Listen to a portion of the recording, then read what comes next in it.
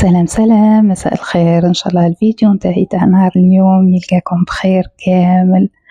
شوفوا اليوم أنا لقاوة العشية اخترت ندير هذا الجاتو البسيط ساهل يوجد تمثم، ما فيش مكونات بزاف ويجي شهي بسم الله ما شاء الله، اللي هو مقلوبة الخوخ أو جاتو غونفيرسي اللي تقدري ديريه بالخوخ بالنكتارين بالمشماش بلانجاس بالاناناس، يعني عندك لو شوا في الفواكه اللي تقدري ديريه به. وشوفوا لي كيفاه جا اللي قدمته مع بول دو كلاس غوفاني، جا روعة بسم الله ما شاء الله. وش نقول لكم، خفة وبنة والكراميل والجو تاع لافاني تاع لاكلاس تاعنا روعة. يلا نشوفوا الطريقة مع بعضنا.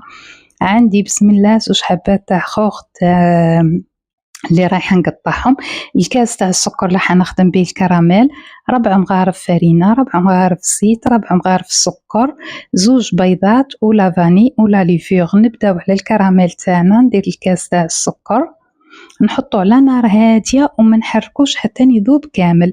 من بعد نحكم الخوخ تاعي نقطعو بالطريقة اللي رايحين تشوفوها دوكا تفهموا في الفيديو كيفاه قطعتو.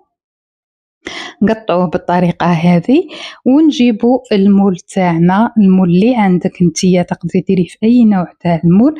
المهم تفرشيلو بابي كويسون بهذه الطريقة وتسد في الفاكهة تاعك كما قلت لك. عندك لو شوا في الفواكه، في أي فاكهة تجي بنينة روعة، يعني تقدري ديريه تستبدلي بخوخ بأي فاكهة. وهنايا شوفي السكر راني مخلياتو على نار هادية ما نمسوش طول حتى يذوب كامل كيما راكي تشوفي.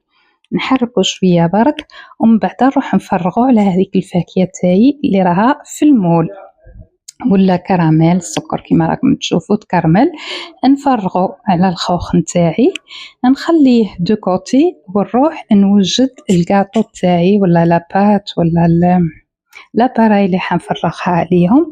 رايحين تشوفوا كيفاه درتها سهله مهله ما فيها والو. وصدقوني الجاتو هذا يوجد في دقيقه، يعني حتى ويجيك ضياف هكا تاع دقيقه 90 تقدري توجديه لهم. المهم يتحط بارد. هنايا درت زوج بيضات، درت معهم 4 مغارف تاع السكر وشويه تاع لافاني وضربتهم بالفوي برك. اذا حبيتي تستعملي الباتيغ استعملي، اذا ما حبيتيش تقدري. انا استعملت غير الفوي ما جبت لا الباتيغ لا والو. طلعته مليح شويه ذاب السكر وطلع البيض تاعنا شويه كما راكم تشوفوا. من بعد زدت له 4 مغارف تاع الزيت ونزيد له 4 مغارف تاع الحليب او الكريم ليكيد. انا درت كريم ليكيد، اللي ما عندوش كريم ليكيد يدير الحليب عادي رايحه تجيكم روعه. من بعد نديرو 4 مغارف تاع الفرينة تاعنا والباكي تاع لافاني السكر فاني اذا عندك. انا درت لافاني والسكر فاني. ومن بعد نديرو الباكي تاع الخميره.